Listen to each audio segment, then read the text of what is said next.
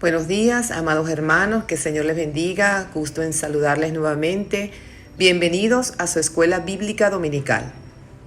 Continuamos el estudio del Evangelio según San Lucas y estamos estudiando la unidad número 5, titulada Culminación del Ministerio de Jesús. La lección de hoy es la número 22, Anuncios del Fin. El texto básico lo encontramos en Lucas 21, 5 al 13 y 25 al 28. El versículo clave, Lucas 21, 27. Entonces verán al Hijo del Hombre que vendrá en una nube con poder y gran gloria. Como verdad central tenemos que de la misma manera como se cumplió el anuncio de Jesús en cuanto a la destrucción del templo y la ocupación de Jerusalén por los gentiles, se cumplirá su anuncio en cuanto a su segunda venida y al fin de los tiempos. El planeta se ha visto afectado con motivo de lo que hemos vivido desde el año pasado por la pandemia del COVID-19. Muchos expertos advierten que a nivel económico, político y social vendrán situaciones difíciles en el mundo entero. Tal vez tengas temor por el futuro. Las personas están preocupadas con preguntas y respuestas. ¿Podré sobrevivir a este virus? ¿Tendré los recursos para alimentar a mi familia? ¿Tendré un trabajo, una casa donde resguardarnos? ¿Tendremos la posibilidad de vacunarnos? Muchos se preguntan, ¿qué viene después? La Biblia establece claramente el plan de Dios para el futuro del mundo y por ende para cada ser humano. Por eso es importante conocer la palabra de Dios, para estar apercibidos y saber cuál es el futuro cierto que tenemos en nuestro Señor Jesucristo. Nahum 1:7 dice, Jehová es bueno, fortaleza en el día de la angustia, y conoce a los que en Él confían. En el estudio de hoy veremos cómo el Señor Jesucristo señaló de manera magistral los eventos que sucederían pocos años después de su partida de la tierra, en cuanto a la destrucción del templo y del sitio de la ciudad de Jerusalén, así como los eventos que sucederán cuando Él venga por segunda vez. El primer punto de nuestra lección está titulado Anuncios del fin del templo y la ciudad santa. Y lo encontramos en Lucas 21, 5 y 6 y del 20 al 24.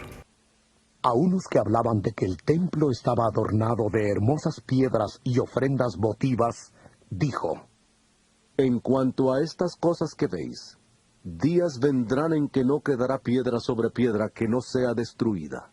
Pero cuando veáis a Jerusalén rodeada de ejércitos, sabed entonces que su destrucción ha llegado.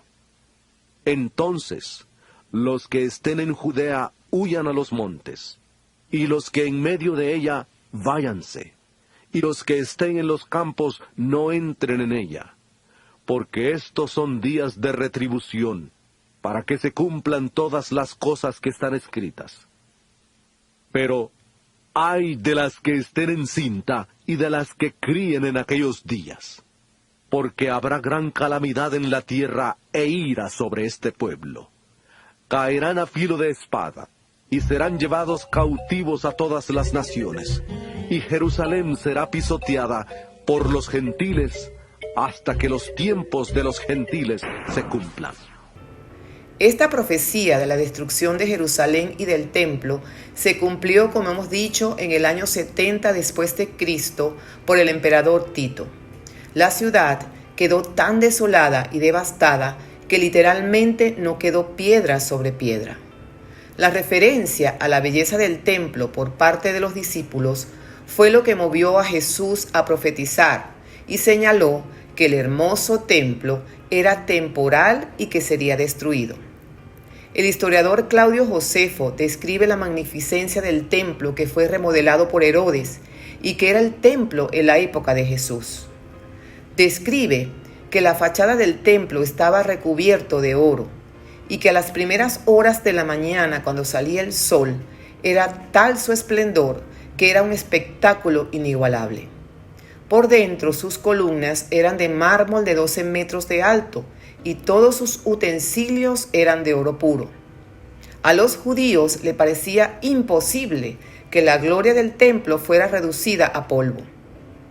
Las ofrendas a que se hacen referencia en los versículos del 1 al 4 del capítulo 21, donde Jesús elogia la ofrenda de la viuda pobre al dar 2 blancas, que eran las monedas de menor valor de la época, sobre la ofrenda de los ricos que daban mucho de lo que les sobraba, era para la decoración del templo.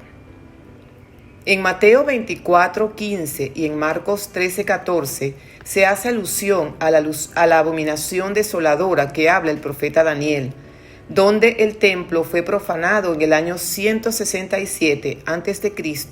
por Antíoco Epífanes, donde erigió un altar a Zeus en el templo.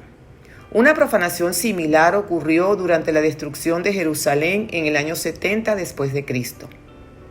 En los versículos 20 en adelante se narra la destrucción que vendría sobre Jerusalén, que sería una época tan terrible, por lo que sería mejor no estar allí.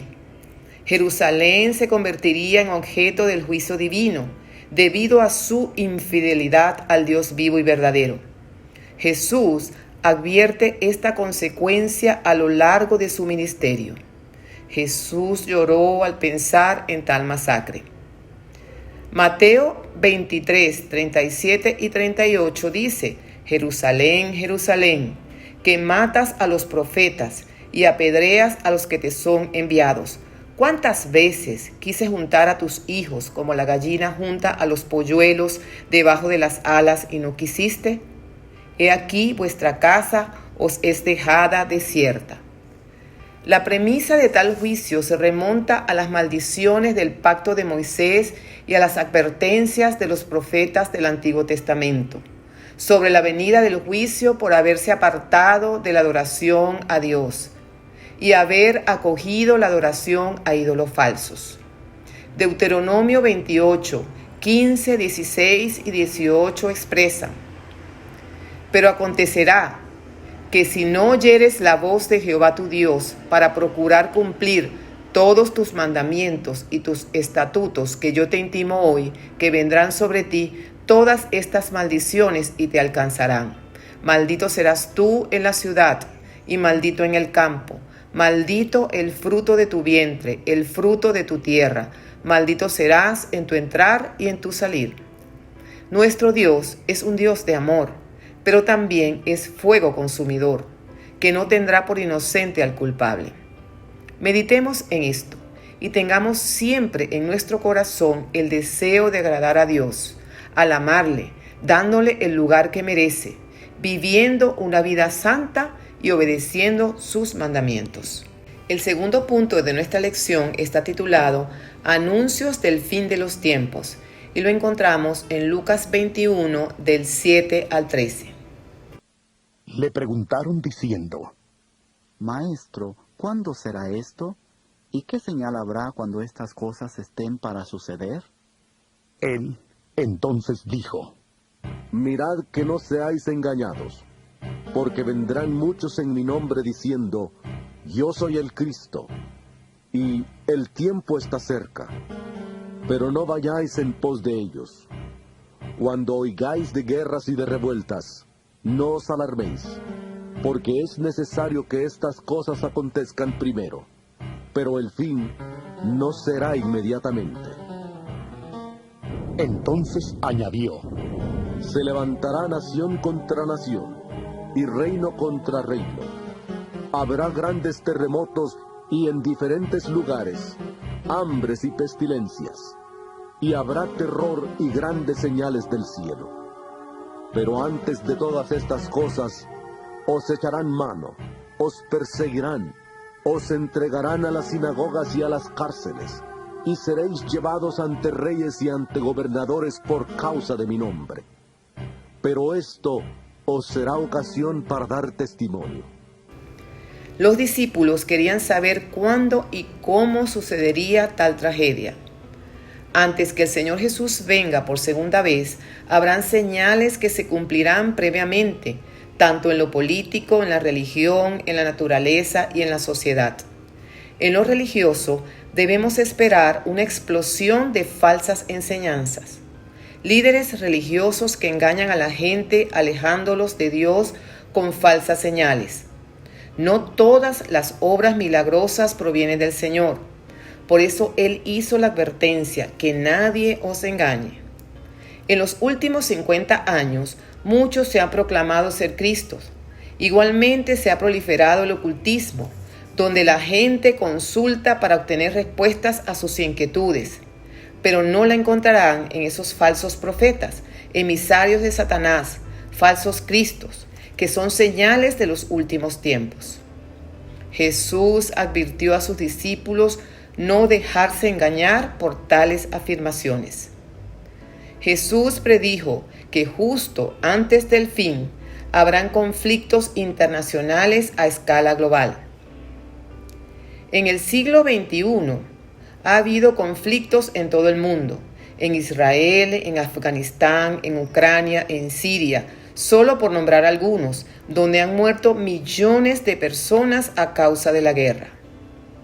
Hay mucho desasosiego. Buscan una solución las personas, pero no la van a encontrar. La gente está anhelando la paz, pero la paz verdadera la produce Cristo. Primera Tesalonicenses 5:3 dice que cuando digan paz y seguridad, entonces vendrá sobre ellos destrucción repentina, como los dolores de la mujer encinta, y no escaparán. Cuando Jesús venga, la raza humana tendrá la capacidad de autodestruirse, y lo vemos con las armas nucleares, capaces de destruir naciones enteras. Habrá señales en la naturaleza, terremotos, hambre, enfermedades y grandes señales en el cielo. Según el Programa Mundial de Alimentos, a finales del 2019, más de 100 millones de personas vivían en pobreza extrema, y es probable que con la pandemia esta cifra aumente al doble. Estos desastres naturales nos indican que la Biblia se está cumpliendo, como Jesús lo dijo de manera anticipada, no para asustarnos, sino para alertarnos porque nos ama.